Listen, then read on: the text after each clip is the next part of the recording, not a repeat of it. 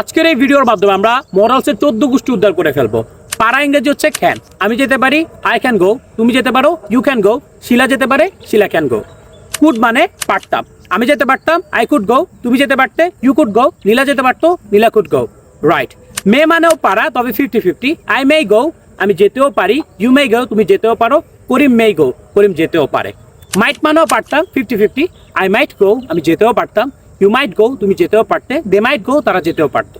পারবো ইংরেজি কি? পারবো ইংরেজি হচ্ছে উইল বি এইবল টু, আমি যেতে পারবো, I will be able to go, তুমি যেতে পারবে, you will be able to go, তারা যেতে পারবে, they will be able to go.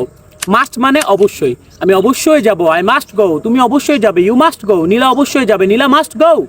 Right. Should মানে হচ্ছে উচিত, আমার যাওয়া উচিত, আই শুড গো, তোমার যাওয়া উচিত, ইউ শুড গো, তাদের যাওয়া উচিত, they should go.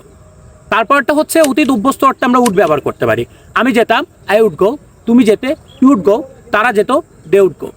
Can't but না করে পারি না, আমি না গিয়ে পারি না, আই খান্ট বাট গো, তুমি না গিয়ে পারো না, ইউ খান্ট বাট গো, তারা না গিয়ে পারে না, দে খান্ট বাট গো।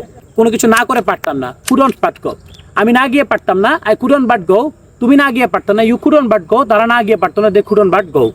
তারপর হচ্ছে দরকারের অর্থে আমরা নিড টু ব্যবহার করতে পারি। আমার যাওয়া দরকার, আই নিড টু গো, তোমার যাওয়া দরকার, ইউ নিড টু গো। তারপর দরকার ছিল অর্থে নিডেড টু, আমার যাওয়া দরকার ছিল, আই নিডেড টু গো, তোমার যাওয়া দরকার ছিল, ইউ নিডেড টু গো, তাদের যাওয়া দরকার ছিল, দে নিডেড টু গো। তারপরটা হচ্ছে বর্তমানে অভ্যস্ত বলতে আমরা বি প্লাস ইউজ টু ব্যবহার করতে পারি। আমি ইংরেজি শিখতে অভ্যস্ত, I am use to learning English, তুমি ইংরেজি শিখতে অভ্যস্ত, you are use to learning English. So thank you very much for watching this video and feel free to subscribe our new channel.